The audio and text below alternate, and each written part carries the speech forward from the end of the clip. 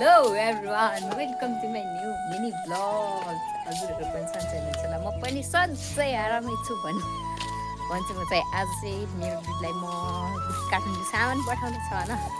त्यही हाम्रोमा फेरि आलु पखाल्नु छ म अब चाहिँ आलु पखाल्नु जान्छु गाई अहिले चाहिँ म रुखमा चढ्नु लागेको छु गाई हाम्रो घरको रुख चाहिँ सानो छ